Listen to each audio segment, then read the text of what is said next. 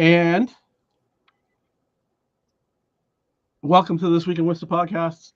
I am Tom Marino, editor at This Week in Worcester, and I am here with Mr. John Edward Keogh.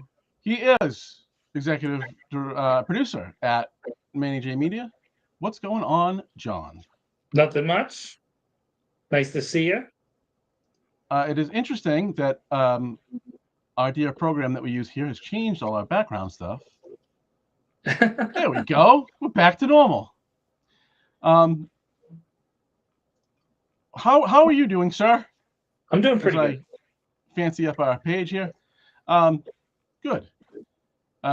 We have a robust agenda tonight. First of all, the least important thing that we'll say today, we're saying it, so there'll be a lot of unimportant things. We are now in week 3 of Burnt Lipgate, and here I am still with Burnt Lipgate. Don't get old. I'm going to quote a former professor of mine, a great professor. I'm going to modify a quote from him. His name was Emmett Shea. He taught history at Worcester State for many years. He's now passed away. He used to say all the time, don't get old. It's really depressing. Everybody dies on you. And I'm going to modify that to don't get old. It's really depressing. You can't heal. He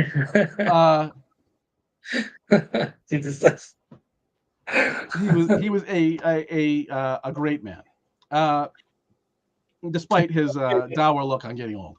The word on the street is that people have taken sides. That there's Team Tom, and then there's Team Burnt Lip, and it's the whole city is riled up about. I would listen if this is like everybody's taking bets. The odds gotta be on the Burnt Lip. The Burnt Lip is gonna take you down. It's fighting a war of attrition with me. That's great. So we have a robust agenda. We'll talk about all city things. I caught a little plaque from the folks about our Celtics conversation last week. That is not why people tune in, and that's not what we should be talking about. What? Who got upset about that? It was great sports talk. It was, but that's not what we do. I'm just telling you what the people say. Hot take machines. We talk. We cover it all. It was pertinent at the time. We don't always have to do sports. You want to talk about I'm just saying.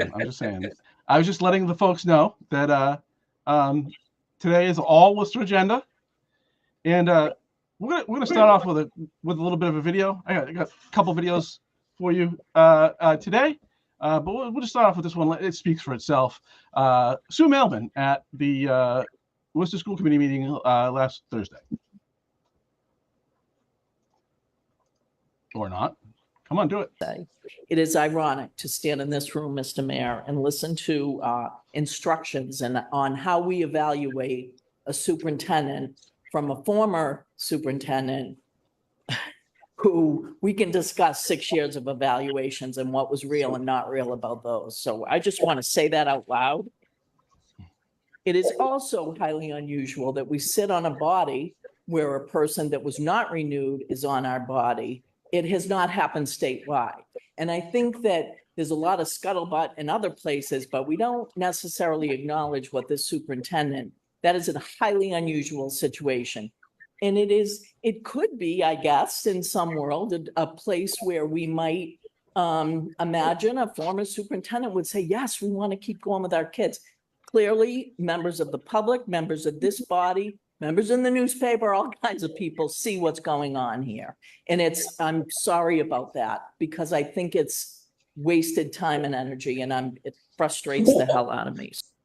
Go ahead, Sue. Oh, Sue Mailman. Go ahead, Sue. Somebody finally acknowledged the elephant in the room.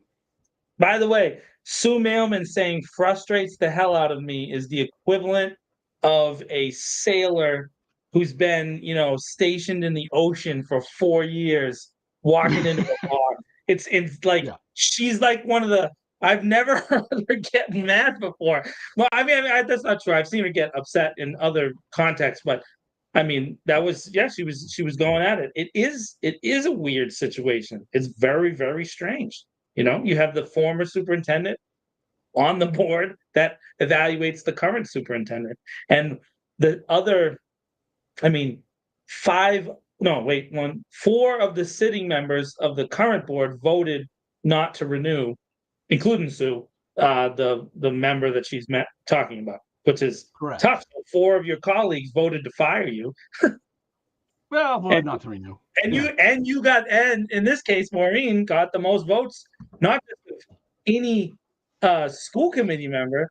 She got the most votes in Worcester, and so it's a very politically intriguing thing. I mean, I gotta tell you, I mean, this is just me, but if I was going to get 10,000 votes, I would have got 10,000 votes on the city council, not school committee. But it was a unbelievably robust political operation. So it's very interesting. I'm starting to shake. Oh no, he's gonna get upset. I'm starting to shake. No, that's like how dare you? How dare you even say that's a possibility? God forbid. Anyway. Wait a second. You haven't heard of the conspiracy theory?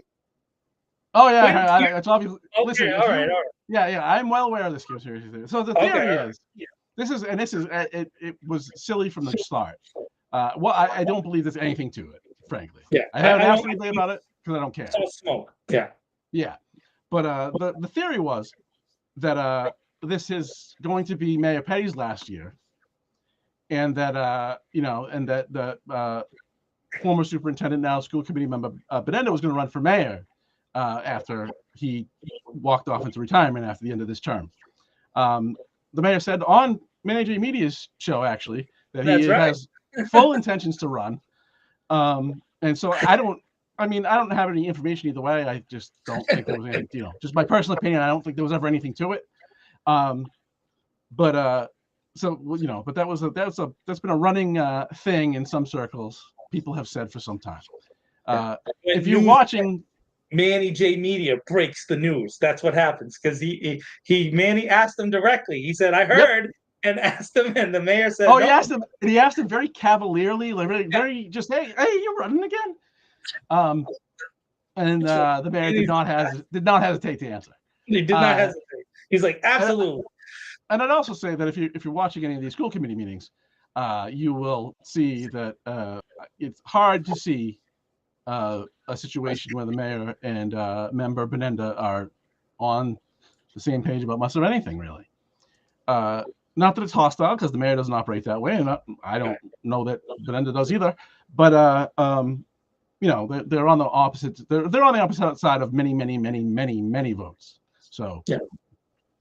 One of the biggest being just and I know we're going to really dig into this, but just the outright criticism of both the students and the staff.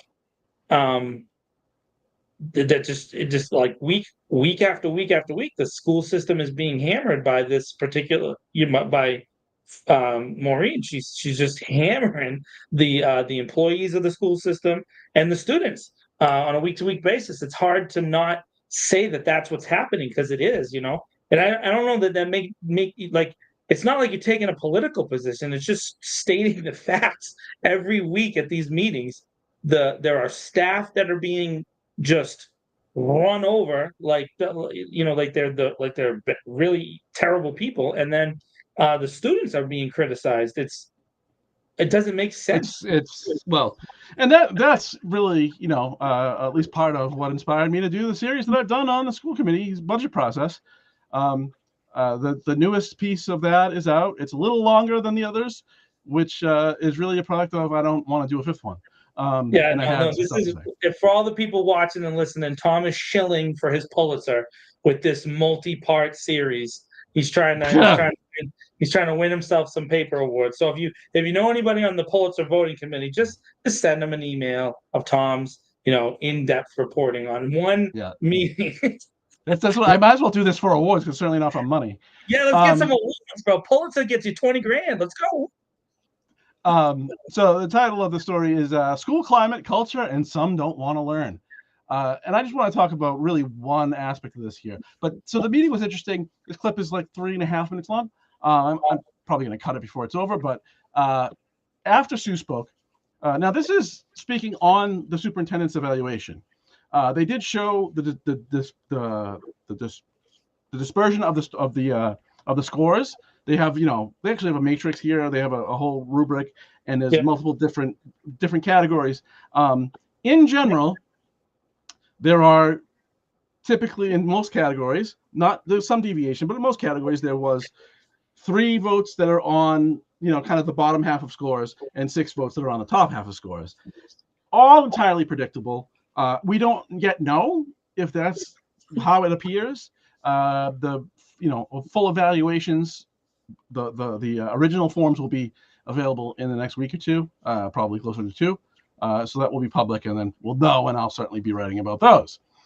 But after Tom just, like it's like one of those people like they get a fork and a knife and there's a steak in front of them and they're just like, Well, and we're gonna get into a little bit of what's inspired all this was a 6-hour meeting back on June 20th about the budget, and I just broke it up into a series because there was way too much. But so on going back to this past Thursday, and the superintendent's evaluation, when that was Sue's comments during discussion about the evaluation, and then Diana Biancaria said the following. This is about 3 minutes long, but I thought it was interesting. Why it takes so long to come up, I don't know. Embedded report on our superintendent, whether she's been here and arrived 2 years ago, 5 years ago, 30 years ago. The point is, everybody has a job. Superintendent has a job. School committee has a job. And right now, it's the evaluation of the superintendent. It includes goals. It includes setting the goals, monitoring the goals, looking at the final results. We have some families that are very pleased with what they're receiving. We have some families that are looking forward to having some improvements in the areas that their kids need. But we have a lot of shareholders. We have a lot of stakes. We have a great city. We need a great school system, and we need to continue to work on that school system. We have standards that are set. We have programs. We have to be concerned with safety. We have to be concerned with success for all of our students. I look forward to what the MCAS results are. We should be getting them sometime in September.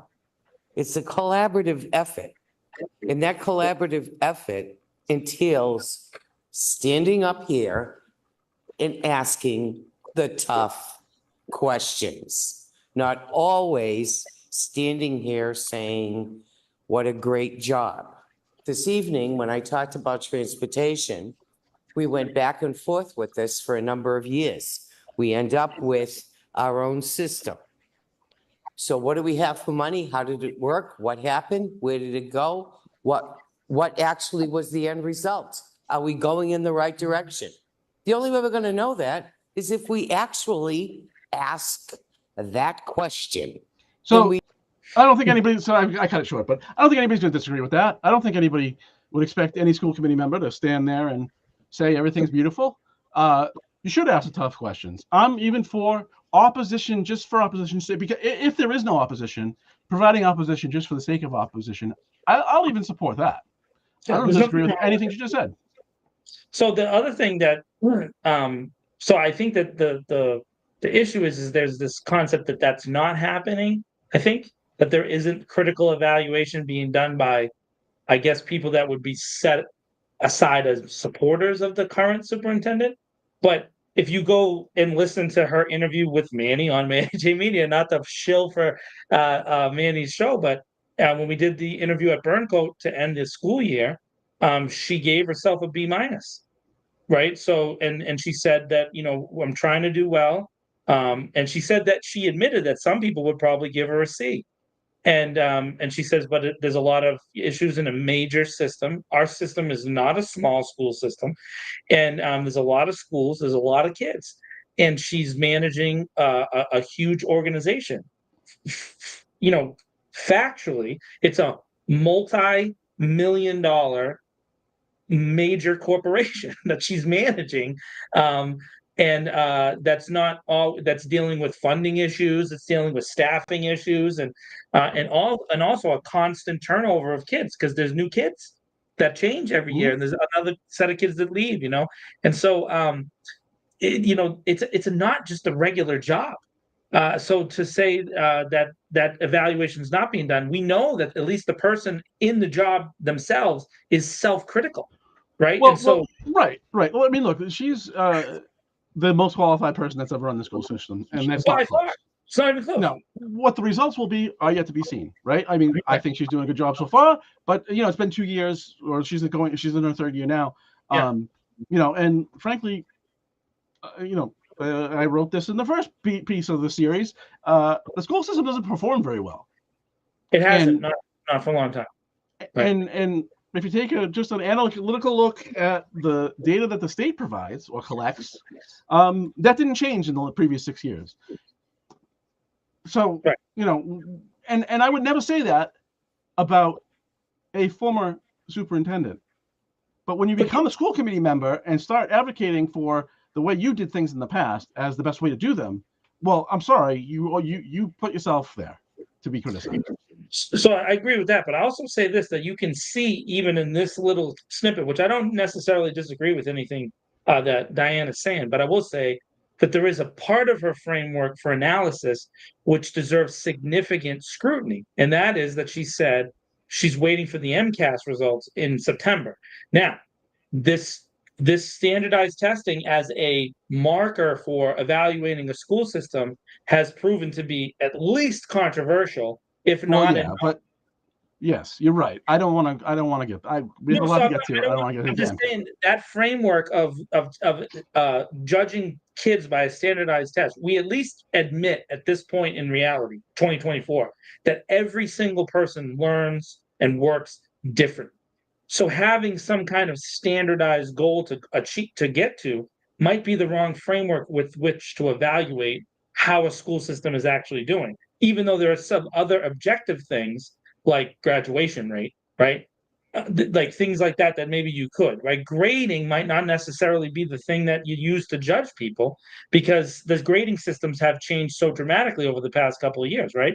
There's been a huge shift in how we evaluate those things. So it's hard to say, like, I'm actually trying to give Maureen some more credit, because it's really difficult to compare her management with Rachel's management, because they're actually different systems already. In a very short period of time, you've seen a complete departure from some older systems, which you wrote in the second of your pieces about how we need to get away from some of the older systems. And Dr. Monterez has begun that process of getting us into different systems. So realistically, she needs more time to be evaluated correctly.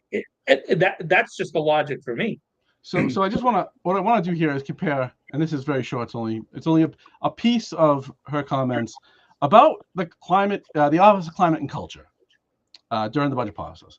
Now, the way this has been framed by former Mayor Mariano, who's, and That's how you really feel, Tom.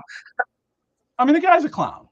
Let's just be honest. The guy reported crime statistics at school that were based on an email that was floating around the police department.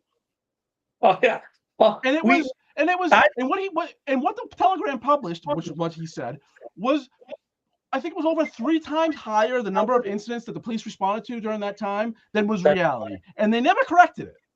Hey, that was one of my first. So they left people thinking that there was all this violent crime just ripping through our schools. It was just irresponsible on every level, and it's just like these two. And I mean, they're 3 peas in a pod, the 3 of them. And it was just his just trying to tear the superintendent down with anything he could, and it was nonsense. It was nonsense. He's not a reporter. So he's not a journalist. So he doesn't, he took something that somebody gave him and stuffed it in TNG, and they let him, which is worse. Which blows my mind that the TNG editors continue to let that email run. And it's been now almost 3 years now, 2.5 years that email's been floating around. It's stunning. Mayor Petty and the chief of police have both repudiated this email publicly multiple times. And the TNG never runs even the little small disclaimer that Mayor Petty has said that these numbers are wrong, or that the chief of police has said that these numbers are wrong. So I just don't understand from a journalistic standpoint how the TNG even gets away with that when the actual sources of the actual data say this is not real. It was an internal, basically made up number. Well, we got Laura Clancy. It included it included schools that were not in Worcester and and when I asked for a crime analysis report, because when you've done this for more than 5 seconds, you know how to do that. The police department produced the number of responses to schools, the addresses of schools, within the time that schools are in session, on days that schools are in session. So you get an actual understanding of responding to incidents at schools when schools are in session. Not somebody, was at a school on school grounds at 8 o'clock at night doing something, or there was, whatever. Actually during school. That's what you ask for when you know what you're talking about. Anyway, so I just want to kind of juxtapose, if you will,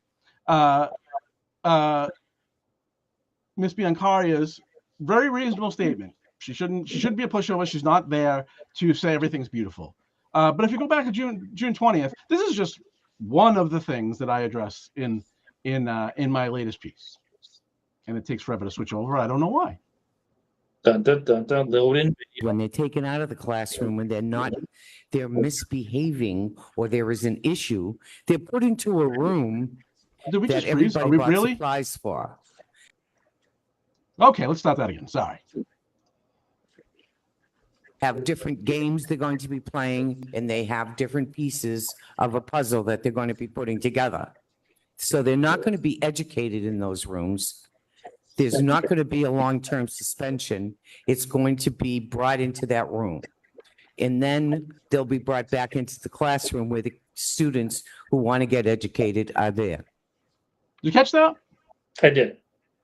So sorry for the hiccup in the video. I don't know what that was about. So what she's referring to is a room that the Office of Climate and Culture will use when they need to remove a student, for example, from a classroom, right? Being disruptive, having behavioral issues in the classroom. And that office also includes behavioral counselors as well, right? So this approach is putting, from what I understand, teams of 4 to 5 people in schools. They're extending it to some middle schools this year, who are engaging with kids on a daily basis, right? They're there to provide security. They're, doing the parking lot stuff and doing the front door stuff. But it is a proactive approach to behavior management rather than a reactive punish them. And what really, this might be the moment that set me off on writing this whole series. Imagine wanting more suspensions. Even you want though more kids out of school. The crazy thing is that under former Superintendent Bianita, the report, there was a detailed report over, I don't know, I think it was 4 years or 3, that the school committee went over that showed that suspensions are one of the worst tools leading to positive education outcomes. They don't resolve the issue at hand. And in particularly out of school suspensions almost always lead to bad outcomes. But then in-house suspensions, the old tools that we used to use when we throw a kid in a room, lock them in the room, and have someone stand guard while they're doing homework or whatever it is that they used to do, that doesn't lead to anything. This approach, at least it's different, and it involves a more engaged situation. Now, I understand that they're harping on the board games. And of course, they're receiving this information from a staff member who doesn't agree with the policy, right? So there's some staff member who says, oh, they took this kid that did something wrong. They put the kid in a room, and then they played a game with the kid. So let's just stop for 1 second, everybody, and just think about that. We have let's say a middle schooler who flips out for some reason. Shouldn't we want to figure out why? Not immediately assume that they're a crime lord. Maybe it's just that they had a really bad day and they're a kid and they need to be dealt with because they're a child in a way that we deal with children. Why not approach it that way? I just don't understand it. Instead of this idea of just lock them up, get them out. They've broken the rules. Permanent record on the permanent record. That nonsense. It's just not it's not a good approach. It has no value. And it's imagine being upset there won't be more suspensions. And if you go back to even- your point about when Ms. Benenda was superintendent, 2018, I think it was last year of her first contract. Yeah. It was quite let's call it a kerfuffle. There was some outcry about the statistics that were released about how they were suspending kids and how many, the demographic mix of who was getting suspended and for how long. Big shock. No, not at all. And there was people calling for her contract not to be renewed. Now it was The first time. It was renewed, but that was really the beginning. In my mind, at least, it's arguably the beginning of the end. I mean, you fast forward to 3 years later, the end of the second contract, she got one vote, and she didn't even get member Biancaria. Remember, she was a school committee member then and voted to move on from Benenda. So, I mean, people could disagree. This is very much an interpretive thing, but that was really the first kind of public that I remember, any public kind of pushback against her leadership at the school department. I'd argue it was kind of the beginning of the end. And now that we're here, and we have a superintendent who doesn't believe that kids who had to be removed from the classroom don't want to learn, or that it's more desirable to educate the kids who don't get in trouble. Right. We have a superintendent who doesn't think the kids are undesirables. Imagine. Right. But that they like who doesn't want to learn in this situation? Right. But the suspension. Hold on. Who doesn't want to learn in this situation? A suspension issue, outcry over the rate of suspensions, in my mind, was the starting block to the end of Benenda's tenure as superintendent. And they're crying about more, and she's crying about she wants more suspensions. Tell me who doesn't want to learn. No, I'm with that, but they don't make that straight line like thought process. They don't connect the two together and say we're arguing for things that led to the bad relationship between the school committee, the mayor, and the former superintendent, right? That's what happened. We saw there was a direct line correlation related to specific policies. By the way, these policies are nationally. This is not just a Massachusetts a lot of people are going to go, oh, it's liberal. That's not true. Almost every public school system and private school systems are moving away from suspensions and old school corporal punishment as a tool for engaging in education environments. It is almost universally in this country now something that has been done away with.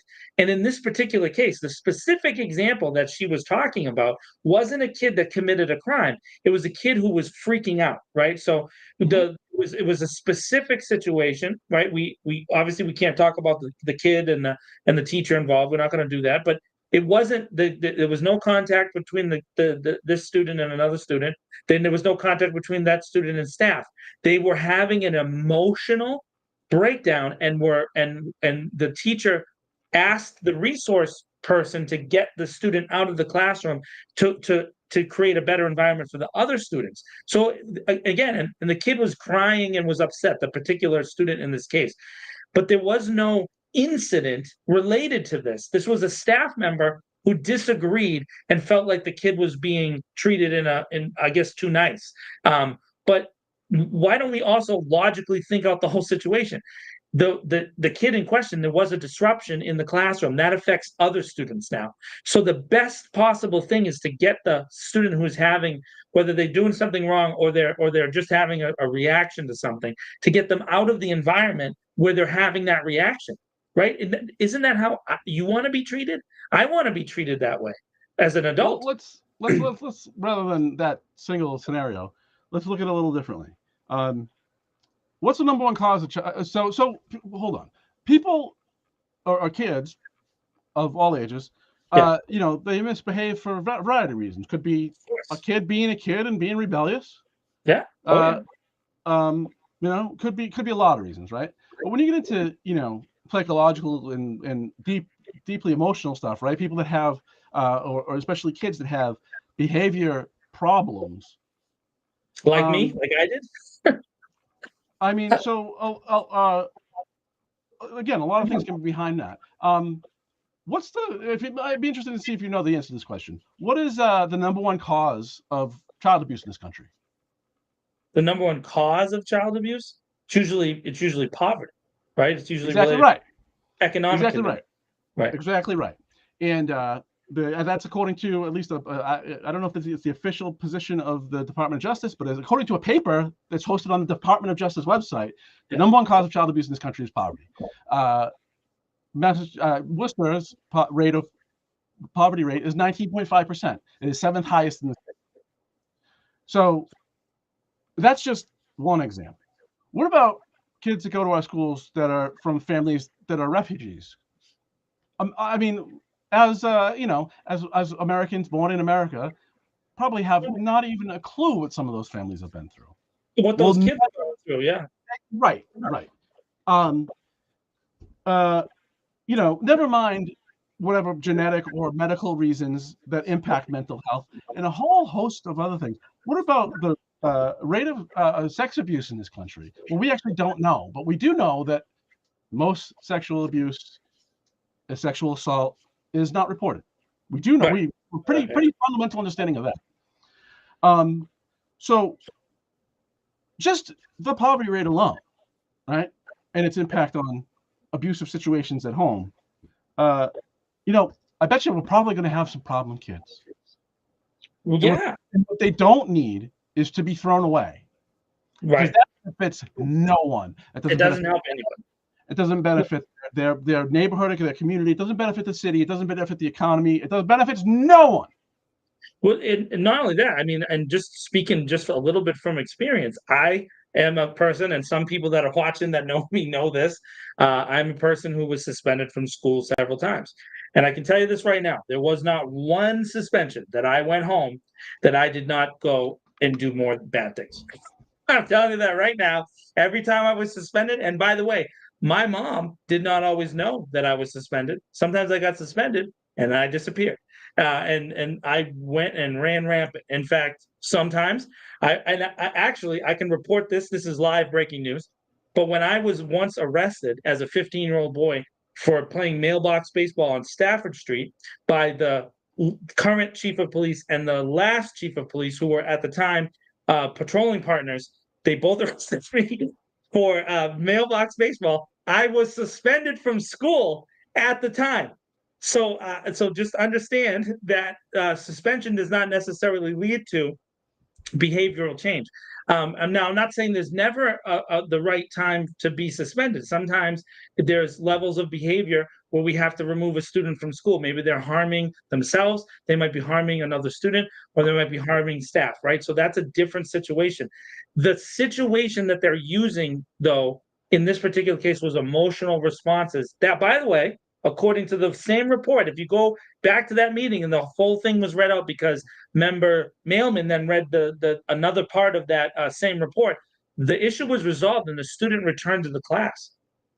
What member Biancharia was arguing was the student should have been suspended for what happened. But in the specific situation, they didn't read the full report because the student was returned to the class. And apparently there was a good educational outcome.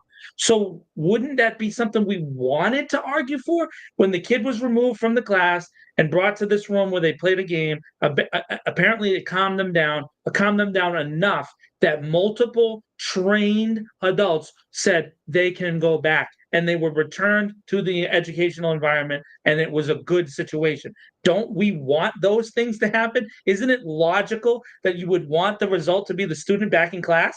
Isn't that the goal? Yeah, so it's really stunning to me. Blows my mind. Yeah, it's really stunning to me that there's people on the school committee that apparently have not a lick of trauma informed anything. It's stunning.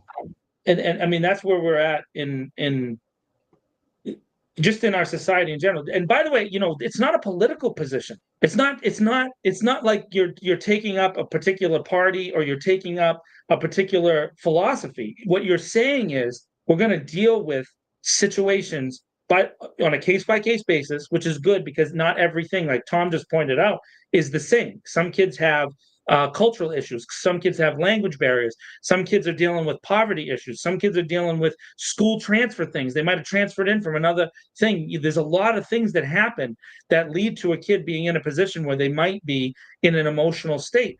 I didn't mention kids from families that are homeless right now. Right. Which is a thing that And exists in Worcester Public Worcester- Schools. By the way, Worcester, it has one of the higher transfer rates in the county. Why is that? Why do we get more kids transferred in, despite the fact that the schools, the schools around us have more money often, right, for some of the towns surrounding? Why do kids transfer into Worcester? Because it's bigger, because there's sometimes more opportunities for them, and sometimes it's related to their parents working in the city or moving to the city. There's so many different things that lead to a student coming into a new environment. Again, speaking from experience, I went to many, many, many different schools because we moved around a lot.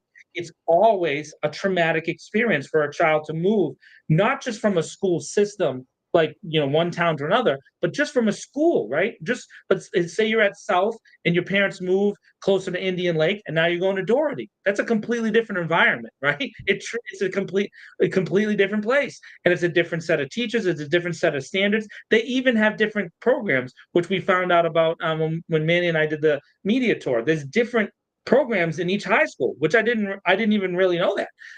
Right. Now that I know that. So what if the student now isn't in a class that they liked and now they're in a class that they don't like? And there's all those that are going on. Yeah.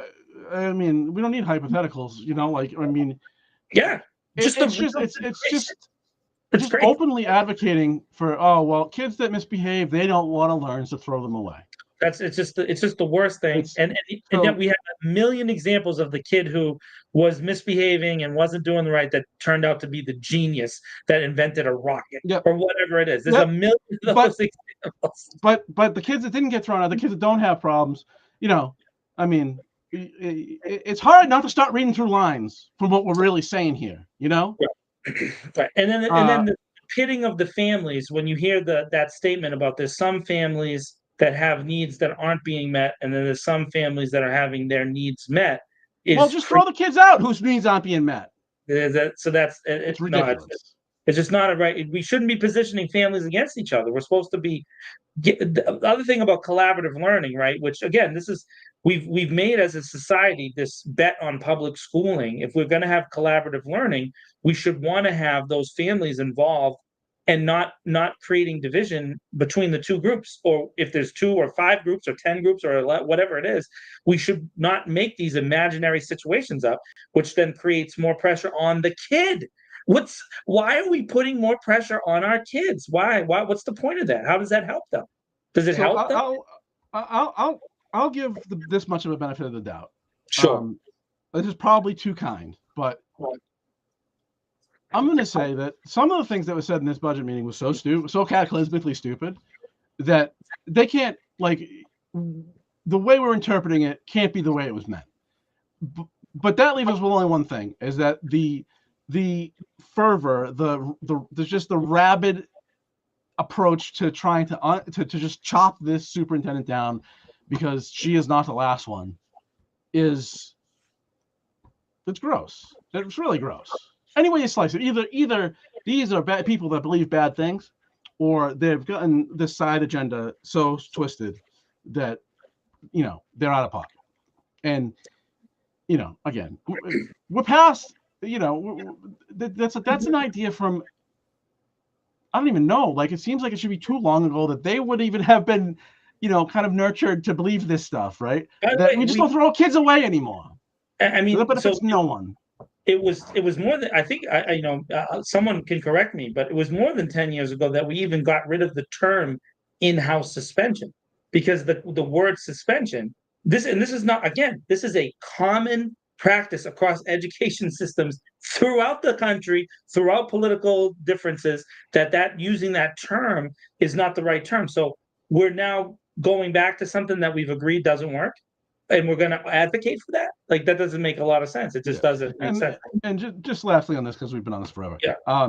Another thing that was brought up, of course, was lamenting about the lack of either police or security in schools.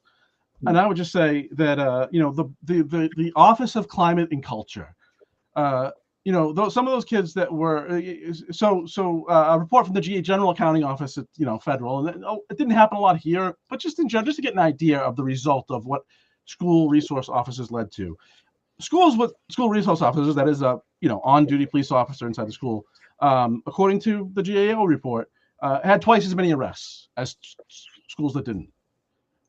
Police, they do a lot of things. Police do a lot of things. We ask them to do too much, but the primary action of police is to respond to reports of crime, investigate, and arrest people who commit crimes. Maybe in some of those kids that get arrested in school, who else? They saw somebody else with a uniform, and that was the thing. That was the recurring the thing that was said a couple times. That Member Biancardi was upset that there was not going to be nobody in uniform in the schools. Some of those kids also saw somebody else. It's called a corrections officer because they were in jail, where kids generally, unless they do something horrific, don't belong.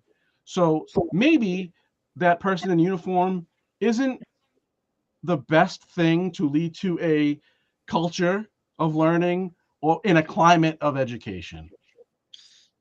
I think that most people, when you sit down and look at it from a reasonable standpoint, we recognize that it doesn't work and it hasn't worked and it doesn't create a safer environment. And I just want to point out Mayor Petty, who at the time didn't necessarily support the change, has made the very passionate arguments now throughout this year that that our schools are not as dangerous as they are being reported, and that Correct. When you say that, you're helping to facilitate an environment where it is, and that's not okay, right? So arguing for officers without evidence that there's a need is actually completely against getting the result that you're looking for. Again, it's not logical. And the lack of logic is what is astounding to me, for folks that say that they care about kids, or as Member Roy uses often, the littles, which I think is, an interesting. No, I don't. That's something I've heard a lot from teachers, para education professionals. They call their students the littles, and I think that's not necessarily a bad way to look at it. These are small humans, and we're tasked as bigger humans to take care of them, right? And so, but why would we want to approach it from a non-logical perspective? And that's really what I think about. Again, I come from a position where I was not a good kid in school. My dad's watching right now, which is funny, but so I was not a good kid. I had my father had to come to school multiple times to get me out of there because I was acting a fool. And this is when my mom and dad were divorced, right? So sometimes my dad had to come from other places and get me out of there because I was not acting it right, And so I recognize that does happen in school, but the way to respond to it isn't necessarily this kind of like lock them up, throw them out attitude. It doesn't always result in it. I understand I'm wicked smart, as they say, but not every kid has the same resources that I had. But by the way, I did have, both my mother and father were very smart people, and they supported me educationally. So I got good grades. But that, again, this goes back to the other you made at the beginning. Good grades doesn't necessarily mean the kid's not troubled, right? I was a troubled kid, even though I was getting straight A's. Although I did get a D in conduct. They don't have that grade anymore, but I did get a D in conduct. Look, when I was, my MO in high school was I would be like an A student the first 2 semesters, and then I would just get bored. And so I'd barely pass, but I had it was like 98, 90, 75, 50 was kind of my report card every class. Nah, I was straight A's, but I was fighting in the hallways. Well, that too. So yeah, that's and then actually I will add one more thing. The tone of what Member Biancaria said about, it's not my job. I'm supposed to get up here and ask hard questions. Yeah, sure. And maybe if that is like an underhanded reference to the the other side, the 6, right? Because there's been so many votes to the 6-3. Big division. Well, it was the 3 that polarized this, though. Like the 6 are, if there is some sort of coordinated effort to protect the superintendent by them from this assault on her for no reason. It's because there's an assault on her, and you polarized this. So stop pointing the finger at people. Your behavior has been reprehensible. The tone was a little different on Thursday, which is good, and hopefully that will lead to a more productive working environment on the school committee. But stop throwing stuff at yourself. I know my earpiece falls out. I don't know. But just like, let's not lose sight of who polarized this whole situation. I'm with that. All right, I'm Next talking topic. too much. Yeah, I don't even know what's next. Oh, well, you were part of a tour of the new Doherty High School. Tell us about it. That's right. So last Tuesday, Manny and I went on the media tour for the new Doherty High School, and it was unbelievable. It was unbelievable. The money clearly was well spent. Just little things that you wouldn't think about, but like the lunchroom, the tables were spread out. There was lots of room for seating. There was a lot of light in the school, a lot of open ceilings with skylights coming in, a lot of natural light pouring in there.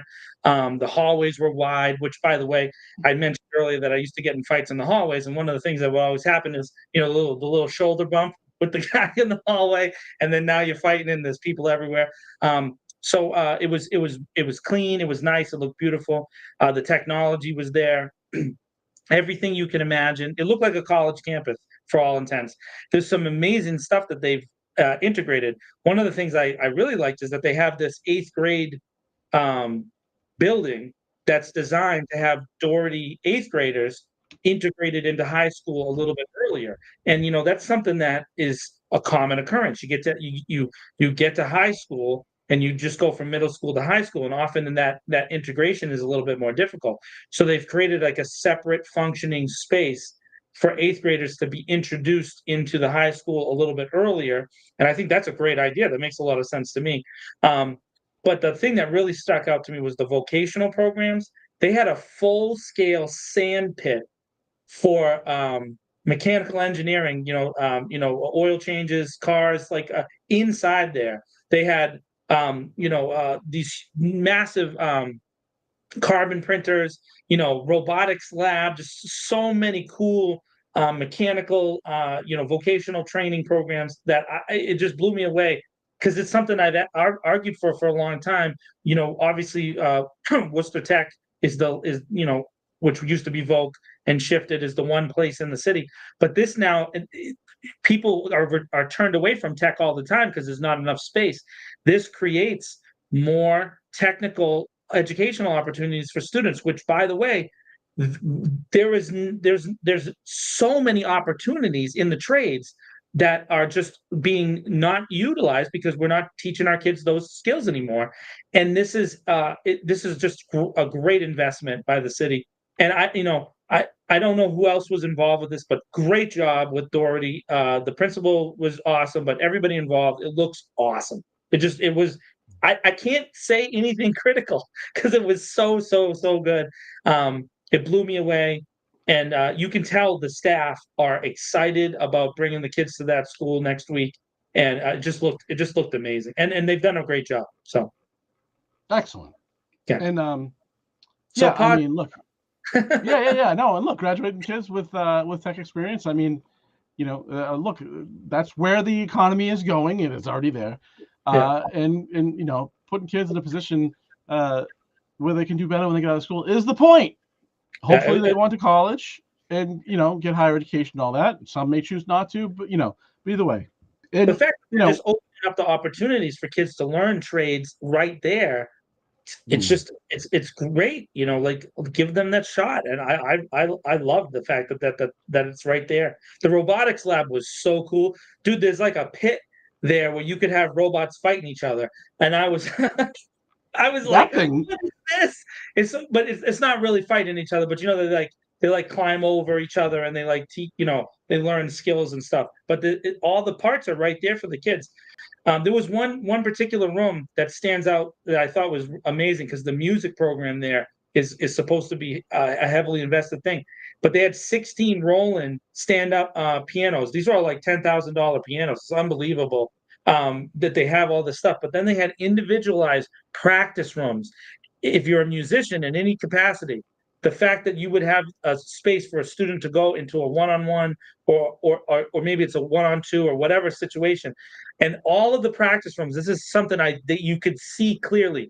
Everyone had big giant windows, right? So there's no like small windows. There's no opportunities for the teachers to be like put in a situation where they're alone with the kids, wide aisles, all that like bright space. You can see that modern thought went into these all these different rooms and all these cool things. So I hope that they continue to do that with Burncoat. Burncoat's next, right? So continue to do that that investment in our kids, because it really is. You're investing in the next generation. It looked great, and I was blown away. Yeah, and for folks that quick rant on commercial tax rates. If you want to see the commercial tax rate come down, well, as we just covered, near 20% of our people are in poverty. Median household income is of 59 cities in the state is 8th lowest. So it's eighth from the worst. So if you want to lower the commercial tax rate, you have two options. You can raise taxes on poor people, which it will never be the political will to do, or you can actually put real effort into education and build a workforce that may attract businesses, because that is a thing that businesses spend far more money on than taxes, is hiring talent. So, and I noticed that real quick, the biology lab that's going to be opening in the fall down by UMass, I noticed that one of their executives was at this tour, and so he was walking around in the robotics lab, and so like he was clearly engaged with the principal about how are they going to be taught this, how are they going to be taught that. So there's a literal executive from a company in Worcester who was at that school for that tour, talking to the head educator about how the students there were going to be trained with skills related to his company. You can actually see it happening, and that's like, wow, that's amazing that you would set it up like that. It's really well thought out. I understand that it's hard to do that in a full system, right? Because it's really difficult to do it in what is it, 71 schools all total? How many total schools? I don't remember. I don't know the number, but it's all that, every level, kindergarten up to high school. It's really difficult to do it all at once, but they clearly thought this out at this school, and it looks like a well balance between liberal arts and then vocational training. So you see both things were invested in the same school, and there's an awesome gym. Yeah, I saw pictures. It was good. It looked amazing. Yeah, and I mean the thing is transforming the city's economic reality. It's going to take a generational commitment to education, and that's why all the Doherty kids are going to come out jacked, be amazing musicians, and know how to build robots. So like we're on the path to that. We're on the path. All right, good. Again, do not recall what was next. No, start on the street.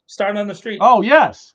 So Start on the Street is going to have its 20th annual event this year. It's a great event that goes on from between Park Ave and Pleasant and Park Ave and Highland, with they say I think 250 vendors. I swear it's about.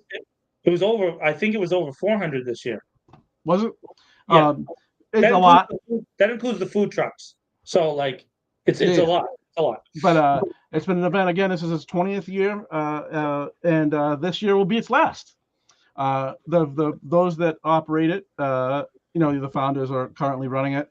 Combination of, it's a big job. It's a huge event, and it's a big job. They said, recruiting enough volunteers to make the thing happen is arduous, and all three of the women who run it are, have other stuff going on. That includes, two of the women who are key in operating it are opening at 2 Ionic Ave, which is the old boys club, right? I'm going to forget the name of it, but they're opening a center for artists and to teach arts kids and whatnot. they're opening a physical location. It's going to break ground later this year, I think in the fall.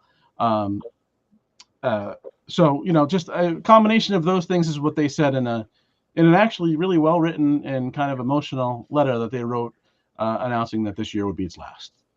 Yeah, it was a tough decision.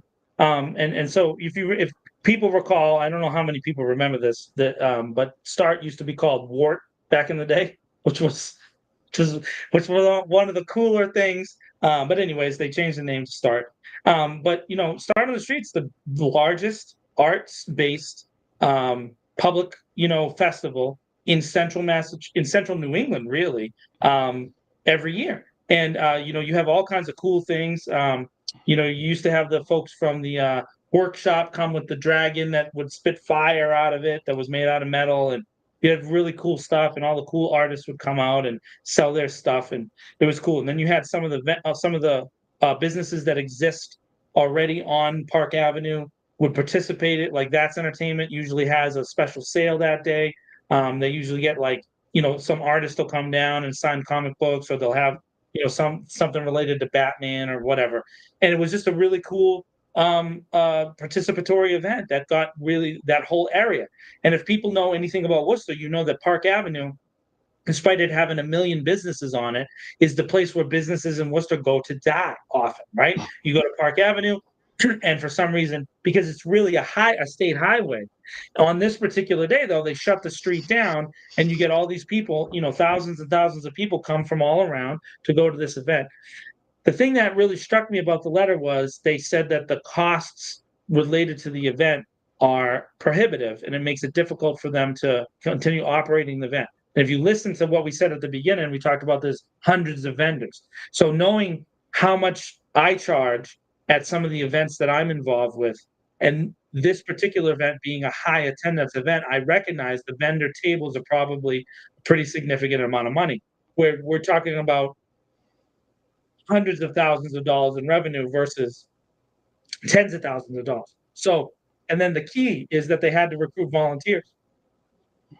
So what's costing them money, right? If you really think about it, what are the costs related to it? So obviously there is some paid staff, but the other thing is they have to pay for the police detail, which, by the way, that is not the police are not receiving city funds. The organization has to pay for it themselves.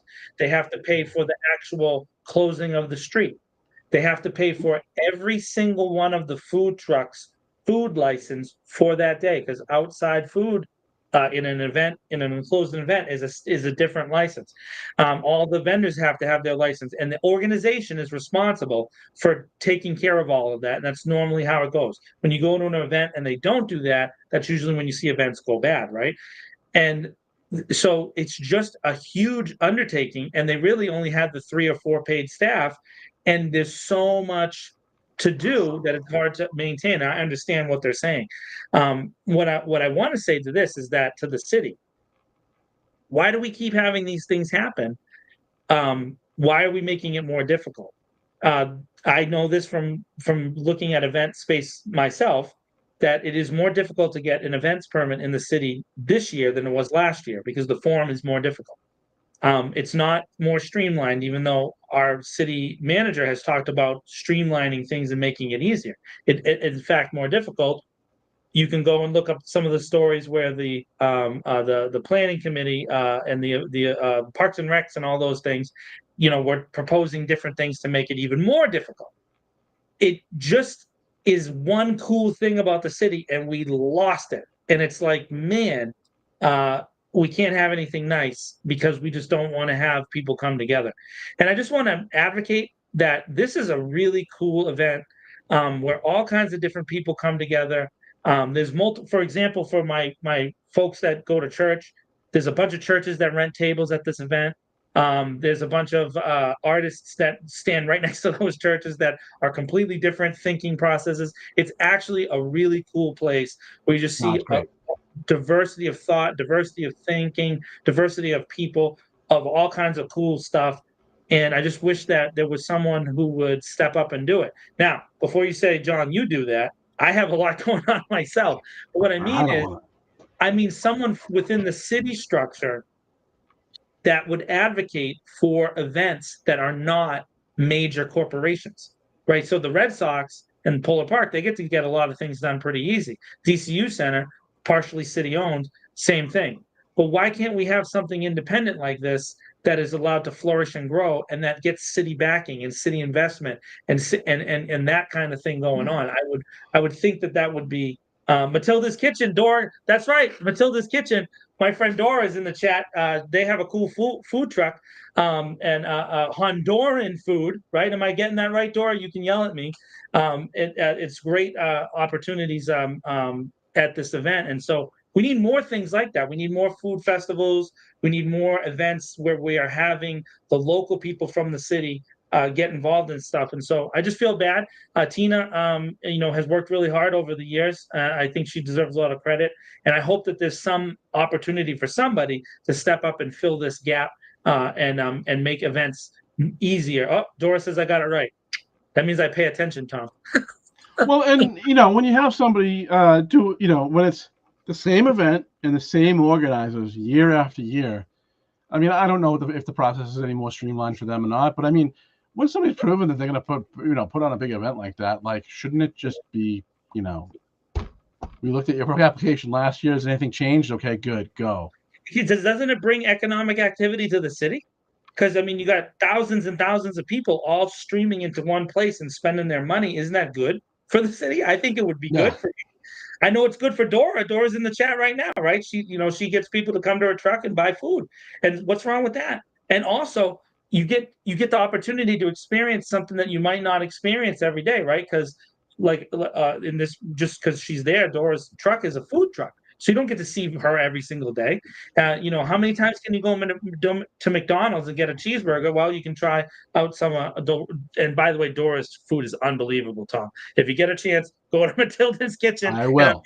I don't get any. I have no financial interest in her truck. I'm telling you, she's an unbelievable cook. Go eat her food. I will. So yeah, it's it's a shame. I don't know. I haven't talked to those involved. I don't know if the city was a factor or was cost or I don't know. But it is true that I mean, look, the Caribbean Festival is another one that has been happening 7 or 8 years now, and Jennifer Gaskin was the one, or is the one who kind of spearheads that whole. I'm sure she has other people to help her, but she kind of spearheads that whole thing and said, last year was went to city council to say, this is more difficult than it's ever been. Every year it seems to get harder. My question is, if you have an event like this, like for just real quick in Boston at the Common, they have permanent events like that have like grown over decades, and that they're allowed to get their licensing years and years in advance. I get that you're going to charge the event a fee. I understand that. That of course you are. The city's going to get their taxes. We understand that. However, wouldn't it make a lot of sense to make plans over the period of like 3 or 4 or 5 years instead of making them go year to year with an event as successful as this one? That's the other thing. Start on the Street this year is probably going to be its most successful event ever. It was so big last year. It was ridiculous. They're going to close? That doesn't make any sense.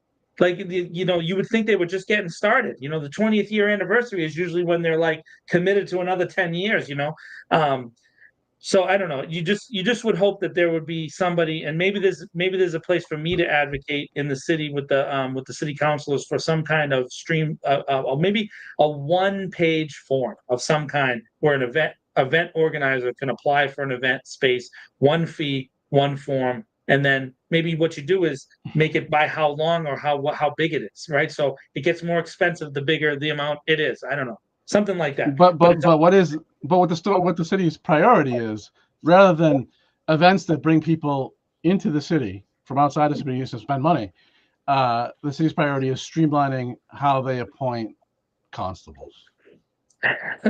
It's just, you can't make the stuff up. Everybody go to Start on the Street September 15th.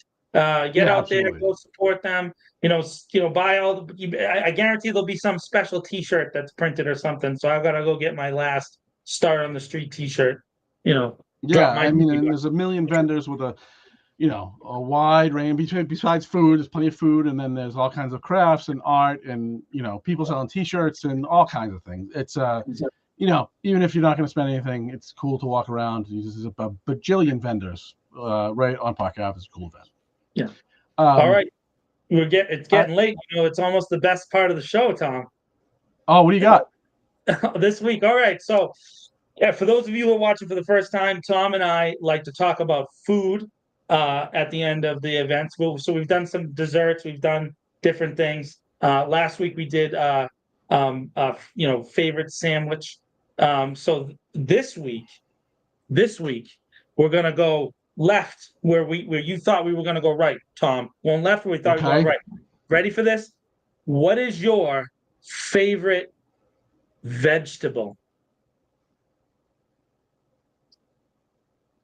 Ooh,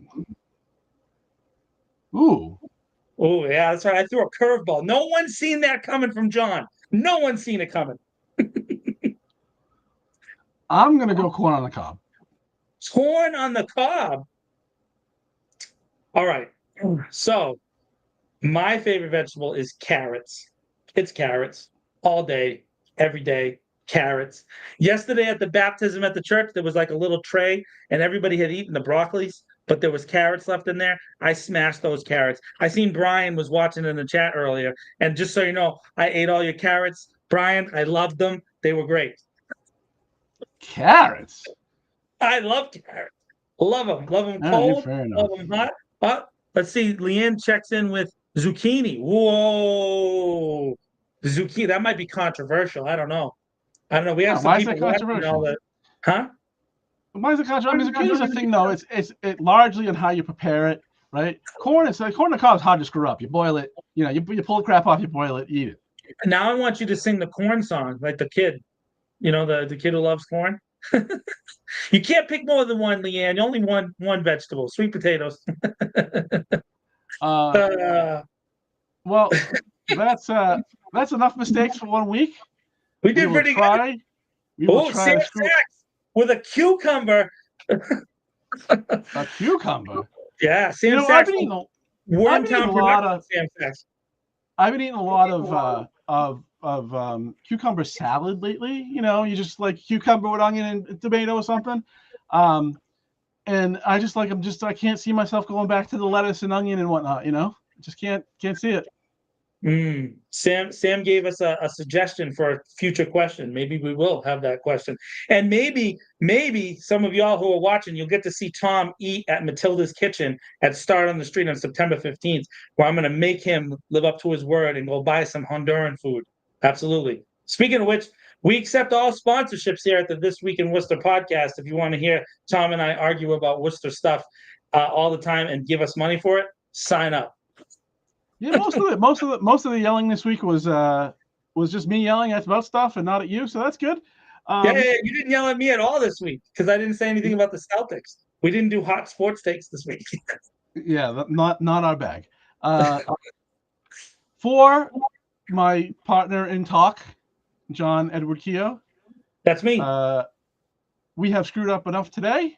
We will try to do better next week at the same time. We do this every Sunday at around 8:30. Look at Sam with this shameless plug in the chat for Wormtown Productions. He did the video last year for the Start on the Street. Bravo, Sam. Good job. Good use of media right there. All right. This